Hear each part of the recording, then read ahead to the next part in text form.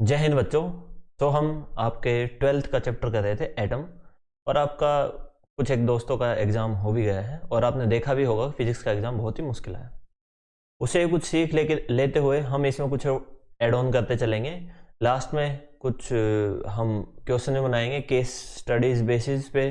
फिर उसके बाद किस टाइप के क्वेश्चन बनते हैं, एनसीईआरटी कुछ क्वेश्चन, मीन्स कहने का मतलब है थ्योरी के साथ साथ हम बहुत सारे क्वेश्चन भी करते चलेंगे ताकि आपके हर तरह के क्वेश्चंस कवर अप हो जाए। क्योंकि इस बार का जो एग्जाम आया है वो बहुत ही मुश्किल पूछा गया है, तो हम उस चीज के लिए बेस्ट अपने प्रिपरेशन करके चलेंगे कि किसी भी टाइप से क्वेश्चन को गोलमोल करके पूछ लिया जाए, आपको आंसर आता हो। ठीक है, तो चलो इस चैप्टर में अभी तक हम कर चुके थे आपका एनर्जी ऑफ इलेक्ट्रॉन्स निकाल चुके थे कि इलेक्ट्रॉन्स की एनर्जी कितनी होती है और नेगेटिव होती है तो नेगेटिव क्यों होती है और नेगेटिव नहीं होगी। If the energy is positive then atom के साथ क्या होगा, it can't be stable. So energy is negative, potential energy is negative, hence our atom is stable as well as in the bound state. ठीक है, ये समझ आ गया। तो इसके बाद बढ़ते हैं एटॉमिक स्पेक्ट्रा पे। तो एटॉमिक स्पेक्ट्रा क्या होता है, इससे क्या पता चलता है? स्पेक्ट्रा एक ब्रॉड स्पेक्ट्रा मींस जो भी एक अपना जो आप ईएम वेव्स में पढ़ के आए हो, आपके इंफ्रा, माइक्रो और यूवी, और ये जो कंप्लीट स्पेक्ट्रा है, इस कंप्लीट स्पेक्ट्रा में जो एटम है उसके इलेक्ट्रॉन्स जो ऑर्बिट कर रहे हैं अराउंड, वो कौन सा स्पेक्ट्रा एमिट करते हैं, मींस कौन सी वेवलेंथ की लाइट एमिट करेंगे, फर्स्ट थिंग। सेकेंड थिंग, कौन सी वेवलेंथ की वो लाइट एब्जॉर्ब करेंगे। एब्जॉर्ब कब करेंगे? अब देखो, एब्जॉर्ब करने के लिए सबसे ज्यादा ये लाइट किस में होती है, मीन सबसे ज्यादा जो वेवलेंथ होती है वो किस एरिया में कवर होती है? जैसे व्हाइट लाइट होती है, व्हाइट लाइट में सब तरह की लाइट्स अवेलेबल होती हैं। तो जब व्हाइट लाइट एक गैस पे डालेंगे तो उस टाइम पे वो जो गैस में एटम्स हैं, वो जो इलेक्ट्रॉन्स है उसके अंदर, वो कुछ एक एनर्जी एब्जॉर्ब करके, कितनी एनर्जी, जो कि ऑर्बिट्स के बीच का गैप होगा। और वो गैप कैसे पता चलेगा, हम इसके बाद बोर पोस्टुलेट करेंगे, वहां से आपको फॉर्मूला मिलेगा कि ये जो फॉर्मूला है यहां से हम जो दो ऑर्बिट्स हैं उनके बीच का गैप निकाल सकते हैं। ठीक है, एनर्जी गैप जो होता है। तो उस एनर्जी गैप पे जैसे कि ये इलेक्ट्रॉन हो गए, ये आपका क्या हो गया, न्यूक्लियस, जो कि हम नेक्स्ट चैप्टर में पढ़ने वाले हैं। ये हो गए इलेक्ट्रॉन और कंबाइन इस स्ट्रक्चर को बोलते हैं एटम। तो इलेक्ट्रॉन्स इसके अराउंड रोटेट कर रहे हैं, not exactly in the circular orbit but they are the limiting case as a circular orbit. तो यहां पे इलेक्ट्रॉन्स है कुछ। तो अगर बाहर से एक्सटर्नल इलेक्ट्रिक फील्ड डालें, इलेक्ट्रिक फील्ड से क्या होगा, ये जो इलेक्ट्रॉन्स हैं ये एनर्जी एब्जॉर्ब करेंगे इलेक्ट्रिक फील्ड से और जंप कर जाएंगे नेक्स्ट एक्साइटेड स्टेट में। तो यहां पे जंप किए, अब एक्साइटेड स्टेट में तो चले गए, लेकिन आपको पता होगा बहुत एक्साइटेड स्टेट में, जैसे कि आपको गुस्सा आता है, आप बहुत एक्साइटेड स्टेट में होते हो, गुस्सा फिर आपको स्पेल आउट करना होता है, वैसे ही इलेक्ट्रॉन्स इंस्टेंटली नीचे आ जाते हैं। और यहां पे ये जो गैप है, इस गैप की एक वेवलेंथ जो है, उस वेवलेंथ की एनर्जी एमिट करेंगे आउटसाइड।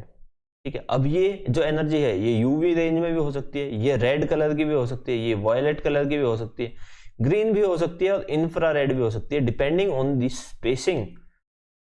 ठीक है, तो चलो ये एब्जॉर्प्शन के टाइम पे ये जो पहले इलेक्ट्रिक फील्ड है इससे एनर्जी ली और फिर एक्साइटेड स्टेट से लोअर स्टेट में आया तो एनर्जी एमिट करी है। अब जो एनर्जी एमिट करी है means this is emission spectra. अब सेकंड केस क्या होता है, सेकंड केस लिखवाऊंगा बच्चों, आप सबको सारी चीज डिटेल में लिखवाऊंगा। सेकंड केस क्या होता है कि जब हम एक गैस है और उसके ऊपर व्हाइट लाइट डालते हैं, white light carries all the frequency, all the are wavelength now in the visual spectra. So white light डालने में क्या होगा, कुछ एक जो यहाँ पे एटम्स है, इस एटम को ऐसे मान लेते हैं कि ये बड़े फॉर्म में ऐसे। अब जो यहाँ पे इलेक्ट्रॉन्स है, ठीक है, ये कुछ एनर्जी एब्जॉर्ब कर लेंगे। अब एनर्जी एब्जॉर्ब करके ये हायर स्टेट में गए, तो ये व्हाइट लाइट है। जब व्हाइट लाइट से, ये व्हाइट लाइट है और इसमें से ये एनर्जी एब्जॉर्ब कर ली, ये वेवलेंथ 1 है, ये वेवलेंथ 2 है और ये वेवलेंथ 3 है। ये पूरा स्पेक्ट्रा है। जब ये वाली वेवलेंथ एब्जॉर्ब करी है मींस इस वेवलेंथ की एनर्जी, एनर्जी क्या होती है पिछले उसमें बताया था चैप्टर में, एच सी बाई लेमडा। सो कुछ एक लेमडा है आपका, एच और सी कांस्टेंट है। जब वेवलेंथ कुछ आपकी एब्जॉर्ब हुई है, मतलब कुछ एनर्जी इलेक्ट्रॉन्स को मिली है और वो इलेक्ट्रॉन्स एक्साइट हुए हैं या डी एक्साइट हुए हैं, ठीक है। तो ये अपना एब्जॉर्प्शन स्पेक्ट्रा बोलते हैं इसको। थोड़ा सा और इसको क्लियरली समझे तो इस इमेज से समझ सकते हैं। ये यहां पे देखो, यहां पे ये कंटिन्यूस स्पेक्ट्रा है जो अपना लाइट का होता है। ये कंटिन्यूस सारी वेवलेंथ है, विबग्योर वॉयलेट टू रेड। अब यहां पे एब्जॉर्प्शन स्पेक्ट्रा में क्या होता है कि कुछ एक वेवलेंथ, जैसे ये यहां वाली वेवलेंथ, इसको लैम्डा 2 मान लेते हैं, इसको लैम्डा 1, और ये लैम्डा 3, ये लैम्डा 4। अब कुछ एक वेवलेंथ जैसे लैम्डा 1, लैम्डा 2, 3 और 4, ये वाली वेवलेंथ ब्लैक स्ट्रिप दिख रही है, मींस ये वाली वेवलेंथ इस स्पेक्ट्रा की एब्जॉर्ब कर ली अपने एटम में, तो ये एब्जॉर्प्शन स्पेक्ट्रा होता है। वहीं अगर व्हाइट की ये व्हाइट लाइट डालने के बजाय हम इलेक्ट्रिक फील्ड से एक्साइट करते, फिर जो ये इलेक्ट्रॉन्स है ये डी एक्साइट होते हैं, उस टाइम पे जो एनर्जी एमिट होती वो यहां पे देखो, ये एमिशन स्पेक्ट्रा। कुछ एक वेवलेंथ आपकी यहां पे ब्लैक स्ट्रिप ली है ताकि ये सारी लाइट दिख सके अपने को। तो ये एक पर्पल कलर की लाइट इसने एटम में ने ये एमिट करी है, तो इसको बोलते हैं एमिशन स्पेक्ट्रा। ठीक है, समझ आ गया? समझ आ गया तो चलो लिखो, इसमें पॉइंटर्स बनाएंगे। ईच एलिमेंट, हर एक जो एलिमेंट है, हैज अ कैरेक्टरिस्टिक स्पेक्ट्रा और स्पेक्ट्रम ऑफ रेडिएशन। एक रेडिएशन का कैरेक्टरिस्टिक स्पेक्ट्रम है जो ये एमिट करता है, विच इट एमिट। अब एक बात और देखो बच्चों कि अगर व्हाइट लाइट डाली हमने तो अपना एब्जॉर्ब हुआ, लेकिन एक्सटर्नल फील्ड की वजह से जो एक्साइटेड इलेक्ट्रॉन से वो डी एक्साइट हुए तो वेवलेंथ निकली। लेकिन पॉइंट ये है कि जो ये वेवलेंथ होंगी, चाहे वो एब्जॉर्प्शन हो चाहे एमिशन हो, ये जो फ्रीक्वेंसी या वेवलेंथ जो है ये सेम रहेंगी, इधर इट्स एब्जॉर्प्शन स्पेक्ट्रा और एमिशन स्पेक्ट्रा। ठीक है, तो दोनों में जो वेवलेंथ है वो सेम रहेंगी। चलो तो लिखते हैं, each element has a characteristic spectrum of radiation which it emit. अब first case, when a gas, gas का मतलब है उसके अंदर एटम्स है, गैस इज एक्साइटेड। कैसे एक्साइटेड करेंगे? जनरली जो होता है स्पार्क से एक्साइट करते हैं, जनरली यूजिंग इलेक्ट्रिक करंट। बच्चों राइटिंग समझ ना आए तो मैं जो बोल रहा हूं उससे समझ लेना। Then while the exciting, excite तो हो गए, लेकिन डी एक्साइटेड के टाइम पे क्या होगा? डी एक्साइटेशन, दी radiation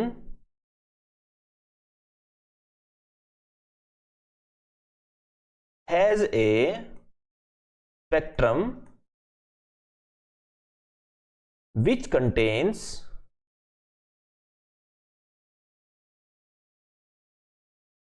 certain specific wavelength।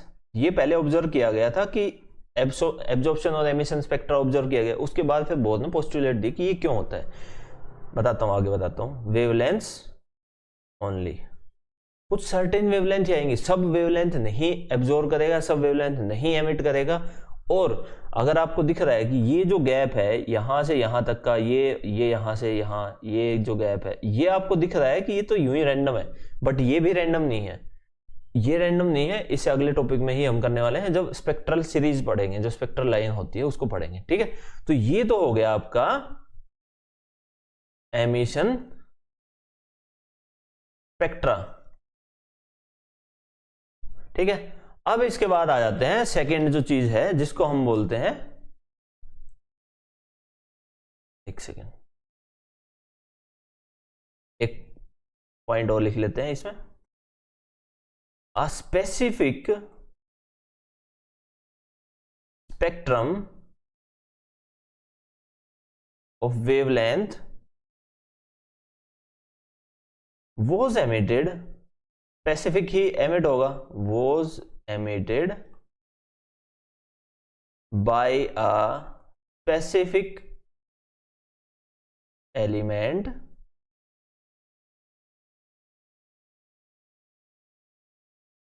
always, means अगर आपका ऑक्सीजन एटम है और वो वेवलेंथ एमिट कर रहा है, लेट इट बी 1 एंगस्ट्रॉम पे, देन 1.5 एंगस्ट्रॉम, तो ऑक्सीजन एलिमेंट हमेशा सेम एमिट करेगा। लेकिन अगर नाइट्रोजन पे जाएंगे तो may be there is a change in the emission spectra और द एब्जॉर्प्शन स्पेक्ट्रा। ठीक है, तो यही कहा है, एक specific spectrum of wavelength was emitted by a specific element always. ठीक है, हमेशा।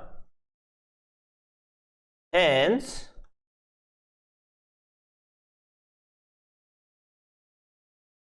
behavior of the elements can be understood using atomic spectra। ये तो हो गया आपको एमिशन स्पेक्ट्रा। अब इसके बाद सेकंड जो चीज है एब्जॉर्प्शन। एब्जॉर्प्शन कैसे होता है वो भी देख लेते हैं। Second is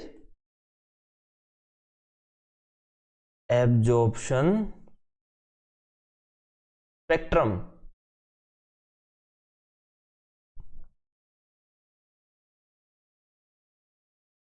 when a white light passes through a gas, एक व्हाइट लाइट जब गैस के थ्रू पास होगी, एंड बाय एनालाइज करेंगे जो ट्रांसमिटेड लाइट है, मींस जो पास होने के बाद जो लाइट है, ट्रांसमिटेड लाइट, इससे हम स्टडी करते हैं ट्रांसमिटेड लाइट को using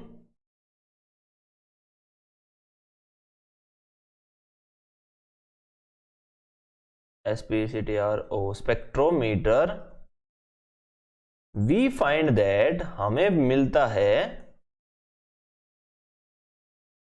some dark lines in the spectrum. देखो ऊपर फिगर में दिख रहा होगा, स्पेक्ट्रम कोरस्पॉन्ड्स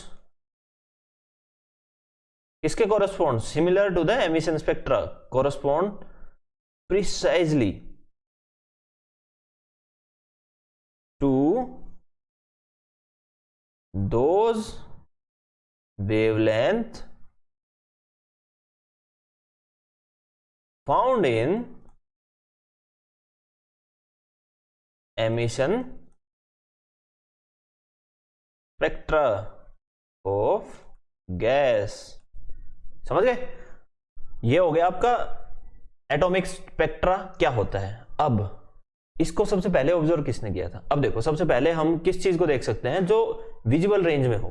तो विजिबल रेंज में सबसे पहले जो साइंटिस्ट थे जिन्होंने ऑब्जर्व किया था, वो स्पेक्ट्रा ऑब्जर्व किया था बाल्मर ने।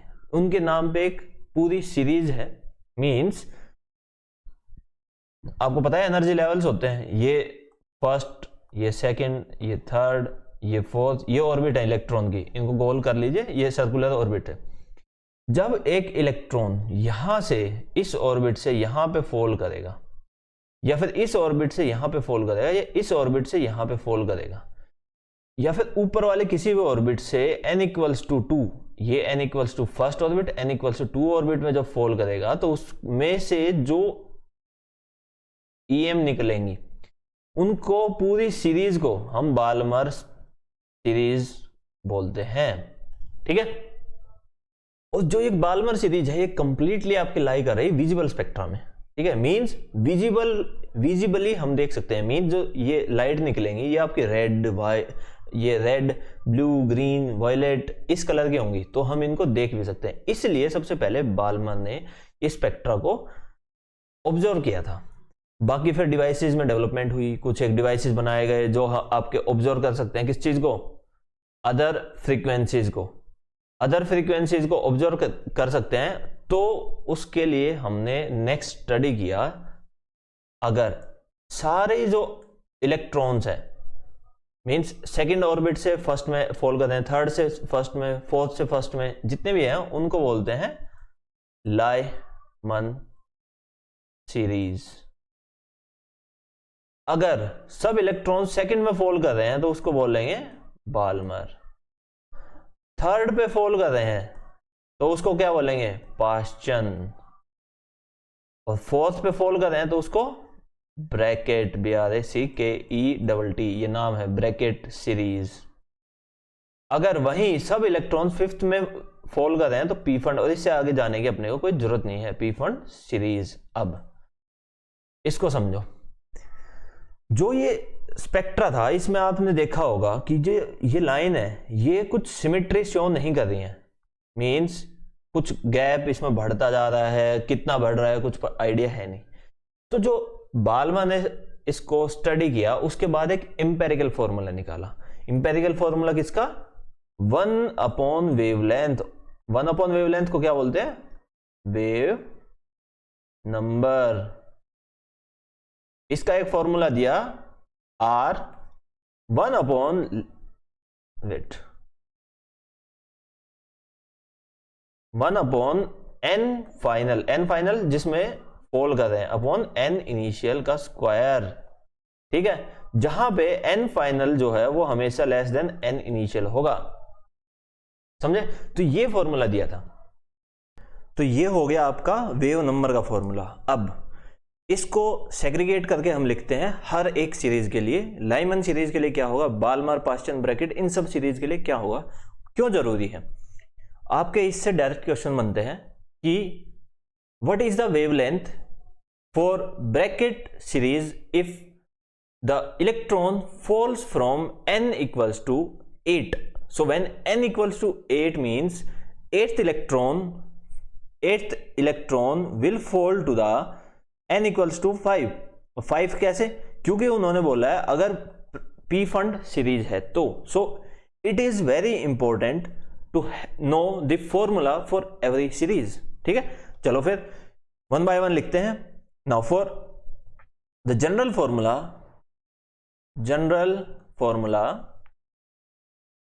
we have 1 upon lambda which is equals to lambda bar, which is known as wave number, is equals to r. This r is the Rydberg constant, 1 upon, and here we have n final square minus 1 upon n initial square. n final जो है, n final वो हमेशा कम होगा n initial से। ठीक है, तो सबसे पहले वाली जो सीरीज है वो होगी Lyman series.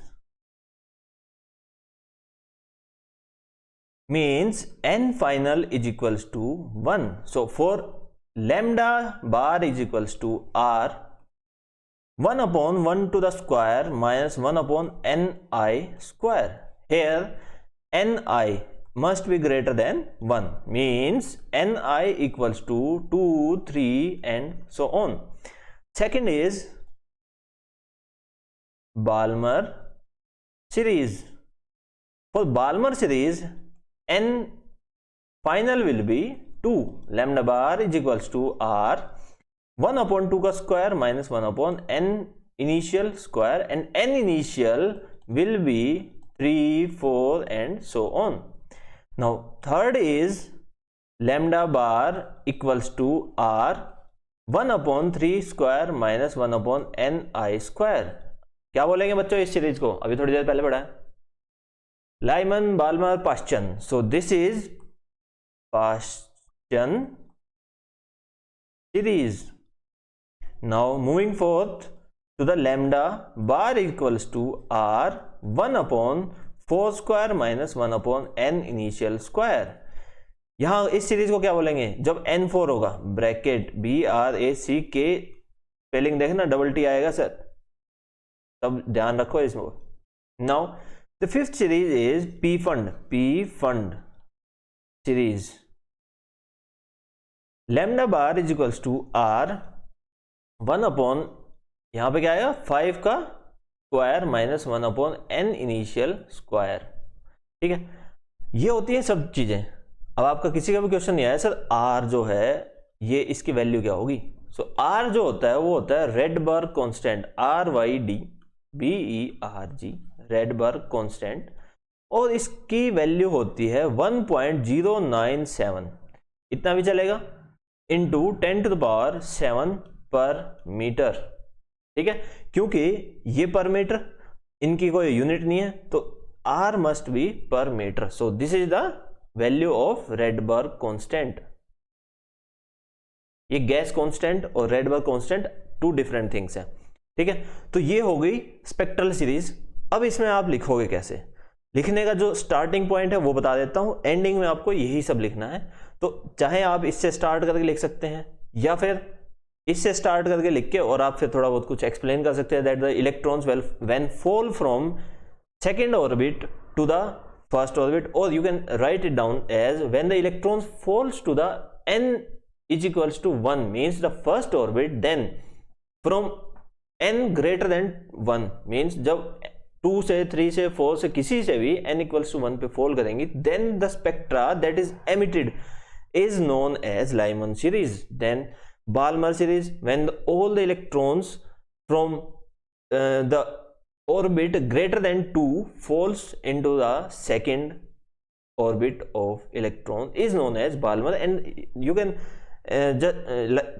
like explain all these series. ठीक है, अब इसके बाद आगे बढ़ते हैं और इसका जो स्टार्टिंग पॉइंट है उसको लिखते हैं, that at first sight, initially जैसे हम देखेंगे जो पीछे स्पेक्ट्रा आपको दिखाया है, at first sight these spectra looks to have no symmetry, कोई सिमेट्री नहीं दिख रही थी, रैंडमली बढ़ते हुए दिख रहे थे, but after certain observations and calculations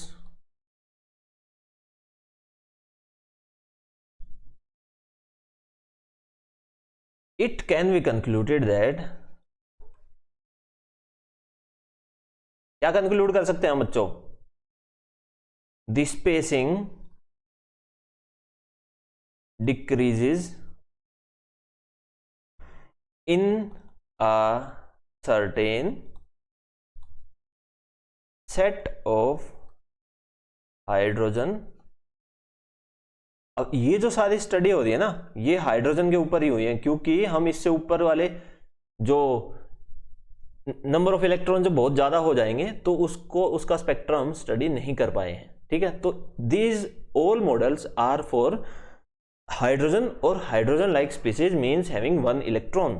तो हाइड्रोजन के बाद आता है हीलियम, हीलियम में से 1 इलेक्ट्रॉन निकाल लेंगे तो हाइड्रोजन स्पीसीज बन गई, देन लिथियम में से 2 निकाल लेंगे तो हाइड्रोजन स्पीसीज बन गई। ठीक है, तो hydrogen and hydrogen like species, hydrogen spectra, the spacing decrease in a certain set of hydrogen spectra in a regular pattern, और ये रेगुलर पैटर्न आपको दिया है using the formula lambda bar equals to r 1 upon n final square minus 1 upon n initial square. We can find any spectral series। हम इस फॉर्मूले का use करके कोई भी स्पेक्ट्रल सीरीज निकाल सकते हैं।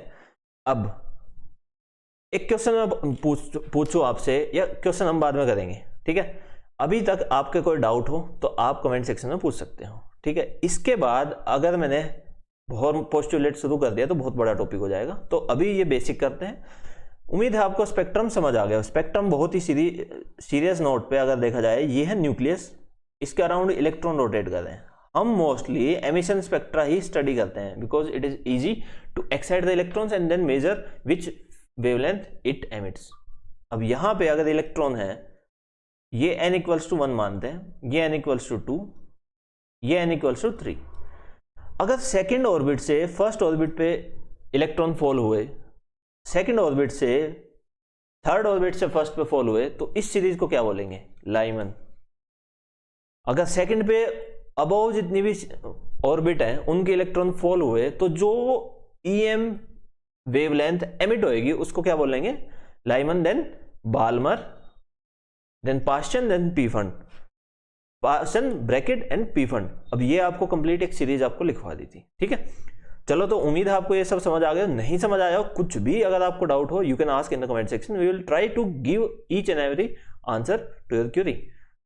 और इसके जो भी क्वेश्चन बनेंगे, जितने भी टाइप के क्वेश्चन बनेंगे, हम end of this chapter we will do it, क्योंकि इस बार का जो पेपर है वो बहुत सही बना है। तो डिपेंड्स कि कैसा आप परफॉर्म करना चाहते हो, आप उस वीडियो पे ध्यान जरूर देना। चलो, let's see you in the next video lecture. Till then take care, bye bye.